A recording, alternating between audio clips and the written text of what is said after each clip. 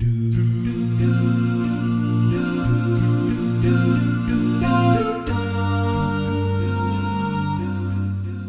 this lesson is going to be a little bit seemingly down at first, but it takes a pleasant turn at the end. So you'll have to forgive kind of the darkness of the first part here. There are times in life when we feel down and like we're not strong enough. And it feels like our entire lives are crashing down around us. And there's no one around to help us. And just when it seems like all is lost, we hear God softly tell us to take courage. And that's something that I think we need to hear at times, is God to tell us to take courage, or our brothers and sisters to tell us to take courage, because we do face some difficult things in this life. And he reminds us that no matter what we go through, he's always there to help us through. We'll turn to Psalm in the 23rd chapter in verses 1 through 6, which is actually the whole chapter. But again, Psalm 23, verses 1 through 6. And it says, "The Lord is my shepherd, I lack nothing. He makes me lie down in green pastures. He leads me beside quiet waters. He refreshes my soul. He guides me along the right paths for his name's sake. Even though I walk through the darkest valley, or the valley of the shadow of death, I fear no evil. For you are with me, your rod and your staff, they comfort me. You prepare a table before me in the presence of my enemies. You anoint my head with oil, my cup overflows. Surely your goodness and love will follow me all the days of my life, and I will dwell in the house of the Lord forever." And it's the Psalm of David, and I really like this one because it does a great job at highlighting how he cares for us and how God shepherds us as his people. And especially verse 4 shows us that even though we go through the challenges, it feels like it's all crashing down. But as we go through the valley of the shadow of death, or the darkest valley, we still have God. And he's always there to help us through those times. He's always there to show us his light and his goodness, despite when we don't think it's there. And another key point in this verse, in a lesson that I heard a long time ago, talked about that the importance of the word through in verse 4 there.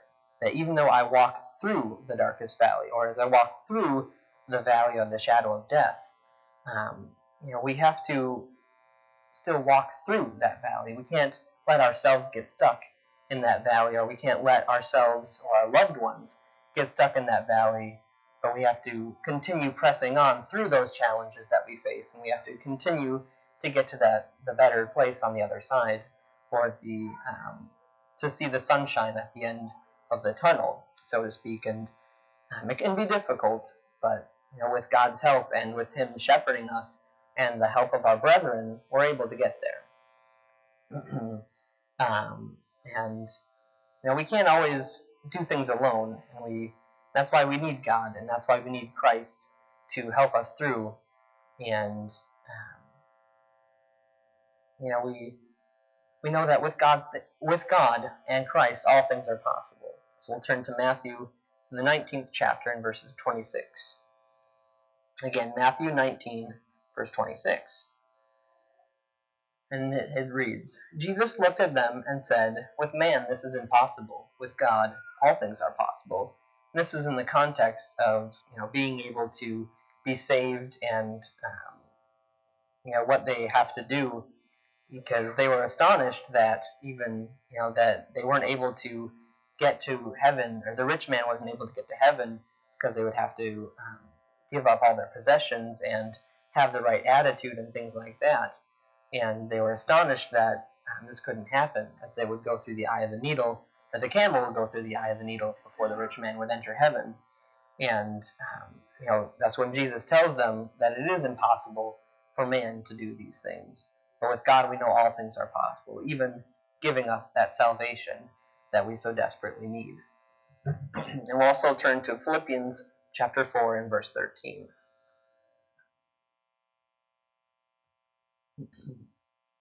And this is going to be, as I understand, a central theme of the VBS as well. And when I heard it the other day, I just really kind of stuck, and I wanted to put it in the lesson. So that was a great theme idea for the VBS. But Philippians 4:13 reads, I can do all this through him who gives me strength. And him who gives us strength is Christ. And, we know that with God and Christ, all things are possible, and we're able to get through those challenges, even when it seems like we're the only one there. We're not the only one. Those are the times that God is helping us. Those are the times that he's picking us up and carrying us. When we don't see that light at the end of the tunnel, and we don't feel the love, or maybe don't recognize the love of our brethren. And so my challenge for you guys throughout this next week and in the weeks to come is just to remember that we can be strong enough through Christ.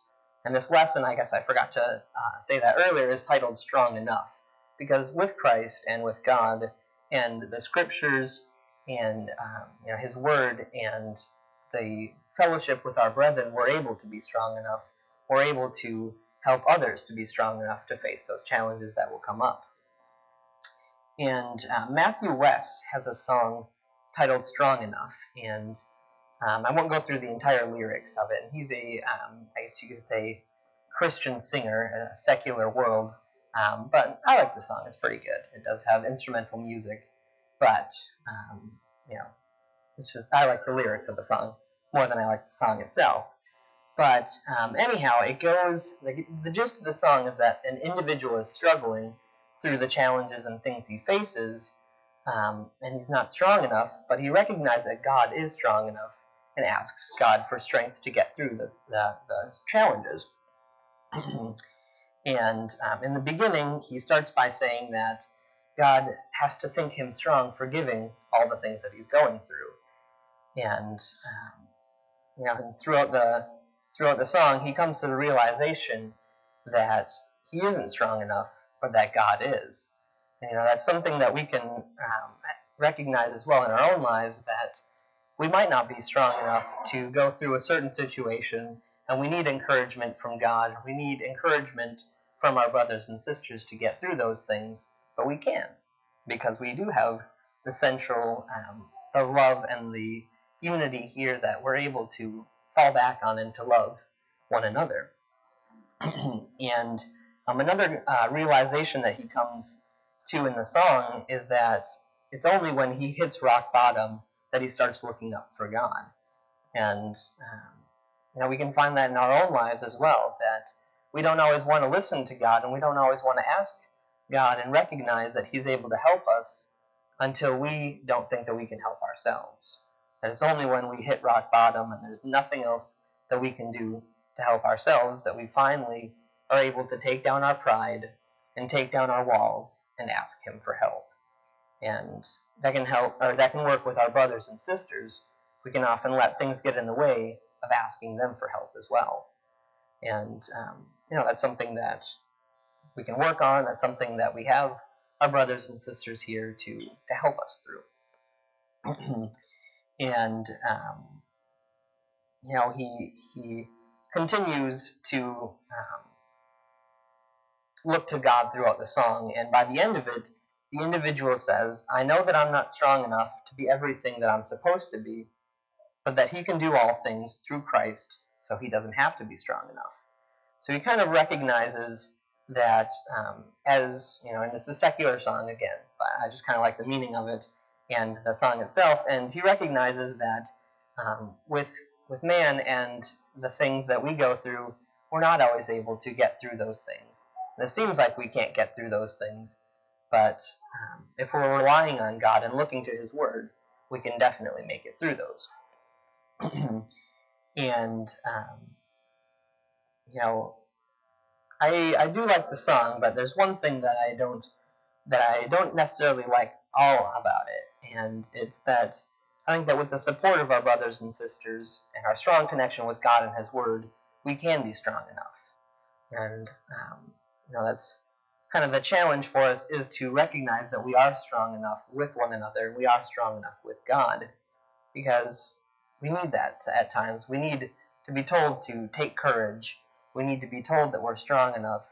Otherwise, we'll think ourselves weak and we won't be able to do all the things that are needed from us, and we won't be able to be the everything that we're supposed to be.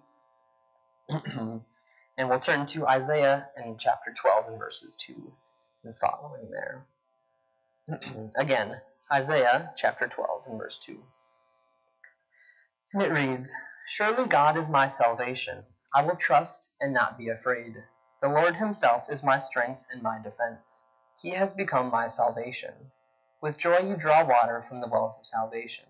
In that day you will say, give praise to the Lord, proclaim his name, make known among the nations what he has done, and proclaim that his name is exalted."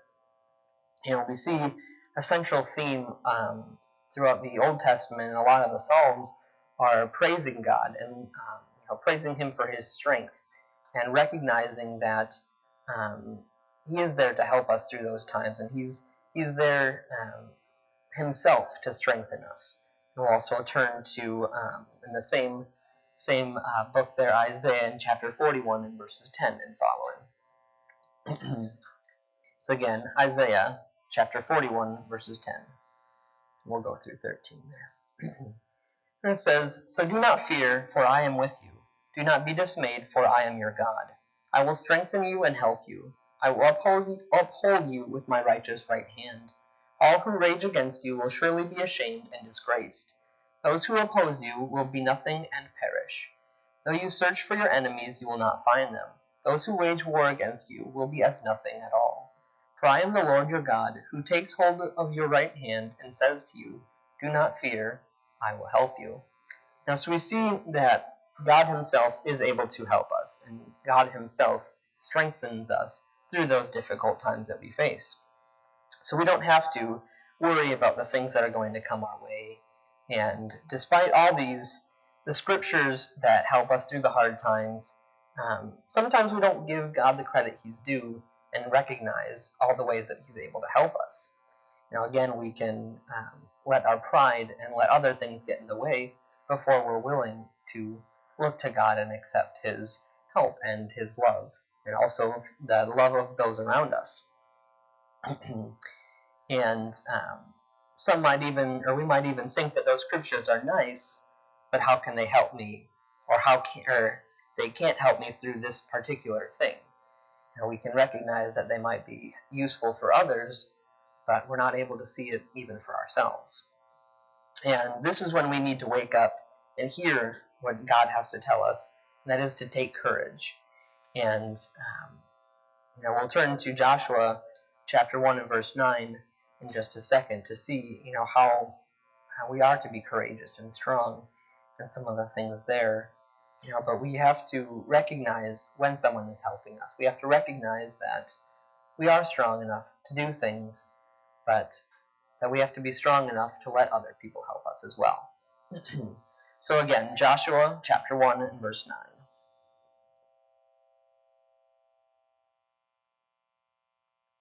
And it reads, "Have I not commanded you? Be strong and courageous. Do not be afraid. Do not be discouraged, for the Lord your God will be with you wherever you go." And we see here that we are to be strong and courageous, and he has commanded them that, and to not be afraid. And that's one thing that, we might think, well, I'm not really scared of anything. Maybe if somebody turns the lights off, I don't know if something's out there. And then it's not necessarily a real fear there, but we have that uncertainty, that fear of uncertainty, that we don't know what's all gonna happen. And he tells us in other places that we don't have to worry about the things that are going to come up. We don't have to have that anxiety about the things that are going to come up. If we're trusting in him and putting our love and investing our time in one another, we'll be strong enough, and we'll be able to be courageous enough to take whatever challenges come our way. And we can even look at some of the disciples when they needed to hear Jesus to tell them to take courage. And we can look in Matthew in chapter 14, verses 22 through 32 there. We won't go through the whole thing, but we'll go through some of it there. again, Matthew 14, starting verse 22. And you guys can read it there, but we see that Jesus had just finished feeding the 5,000 there a few verses beforehand, and he is alone because he tells his disciples to go ahead of him on the lake. He's praying with his Father there, and later on, he's walking on the lake toward them, and his disciples are frightened because they think they're seeing a ghost, and they're not sure what they're seeing. And Jesus' immediate response there in verse 27 we see is, "But Jesus immediately said to them, 'Take courage, it is I, do not be afraid.'" And we see that they needed to hear that, and they needed to see that it wasn't something that they would have been afraid of, that something that their minds would have just automatically gone to a ghost. And when they hear Christ's voice, they recognize that it's him, or at least Peter thinks that it's him, and recognizing his authority, says, "Lord, if it's you, tell me to come onto the water." Because he recognizes that if it was just a ghost, or if it was something an apparition that they had just made up in their mind, that he wouldn't have been able to come out onto the water. He recognizes Christ's authority there, and recognizes that he is to take courage because it was Christ. And it's not necessarily good to say, but it's also encouraging to see that even the disciples needed a little encouragement, and they needed a little courage as well, because we can kind of point to them and all the things that they do, but they also faced the challenges of this life as well.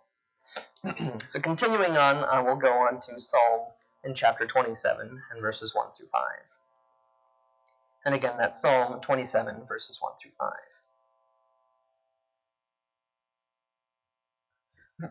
And it reads, "The Lord is my light and my salvation. Whom shall I fear? The Lord is the stronghold of my life. Of whom shall I be afraid? When the wicked advance against me to devour me, it is my enemies and my foes who will stumble and fall. Though an army besiege me, my heart will not fear. Though war break out against me, even then I will be confident. One thing I ask from the Lord, this only do I seek, that I may dwell in the house of the Lord all the days of my life, to gaze on the beauty of the Lord and seek him in his temple. For in the day of trouble he will keep me aside in his dwelling. He will hide me in the shelter of his sacred tent, and set me upon a high rock." And we see that we don't have to be frightened or be scared or not strong and weak because of the things that we face in this life. We are able to recognize that God is there to help us through those things. We don't have to fear the things of this life, but we have to continue to love and serve the Lord and the God that is able to save us from those troubles. And we'll also turn to Psalm 56, verse 1 through 4 as well. Again, Psalm 56, verses 1 through 4. And it reads, "Be merciful to me, my God, for my enemies are in hot pursuit. All day long they press their attack. My adversaries pursue me all day long. In their pride many are attacking me. When I am afraid, I put my trust in you, in God, whose word I praise. In God I trust and am not afraid. What can mere mortals do to me?" We see that that's something that we can recognize and that we can rely on in this life and remember is that the things that we face are of this world, and if we're continuing to look to God and we're continuing to serve him, we don't have to worry about those things. Because what can mere mortals do to us?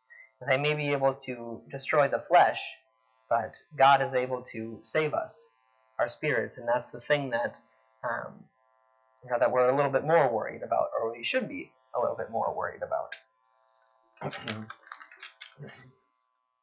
And we know that life can be tough, but if we're relying on God, things tend to be a lot easier. And there's a lot of examples that we won't have time to get to today, but a lot of examples in the Old and the New Testament where people are going through struggles, and they turn to God, and he's able to help them through.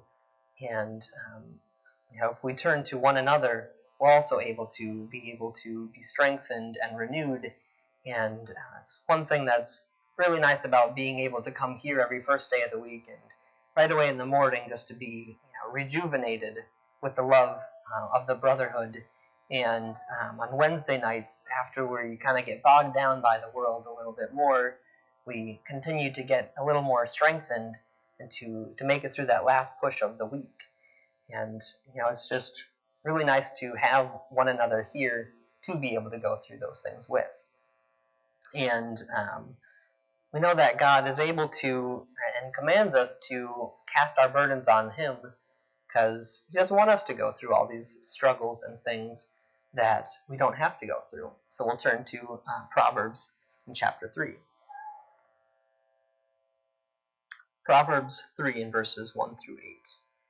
It says, "My son, do not forget my teaching, but keep my commands in your heart, for they will prolong your life many years, and bring you peace and prosperity. Let love and faithfulness never leave you. Bind them around your neck, write them on the tablet of your heart. Then you will win favor and a good name in the sight of God and man. Trust in the Lord with all your heart, and lean not on your own understandings. In all your ways submit to him, and he will make your paths straight. Do not be wise in your own eyes. Fear the Lord and shun evil. This will bring health to your body and nourishment to your bones." We see that a proverb here from Solomon, and Solomon being the wisest man to be on this earth. If we're listening to him and as inspired by God, we see that we aren't to rely on our own understanding and our own wisdom, and not to think of our own selves as wise in our own eyes, but to recognize God's wisdom and to recognize that his word is there for us to trust in him and to lean on him. We are able to make it through those things. And if a wise person tells you not to lean on their own understanding, probably a good idea to listen. And in conclusion, it can be very easy to get caught up in the troubles of this life. For example, I could easily be disheartened by this boot that I have to wear, and the things that it limits me to, such as not being able to drive or do athletic activities like disc golf. I really like to play disc golf, so it's quite unfortunate. But it's also an opportunity for me to look at the bright side and to see the good things that God has to offer. Due to this boot, I got to stay home for a week or so and spend a lot of quality time with my lovely wife. And it's been the highlight of my week, and it far outweighs the downsides that I've had to have with the boot. And this Mother's Day, I get to worship God and fellowship with my brothers and sisters, spend quality time with my wonderful families that God has blessed me with. And so the point I'm trying to make, I guess, is that our struggles and challenges don't have to seem like these daunting things, that we're the only ones that can go through them and we have to go through them alone, but maybe they're blessings in disguise. Maybe we can make the best of every opportunity that comes our way, even if it doesn't seem like an opportunity, to praise God and to help one another through those things. And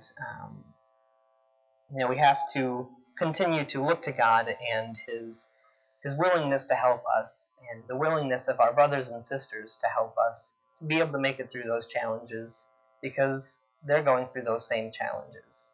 And it may not look like it, they may hide it a little bit better, or we may hide it a little bit better, but we're all going through a few challenges and struggles, and we need the help of our brethren, and we need the help of God to be able to make it through those things. So if you're here this morning and find yourself struggling with no way out, let the prayers of the congregation aid you, and if you're in need of a sin-cleansing wash in the watery grave of baptism, then please come forward as we stand and as we sing.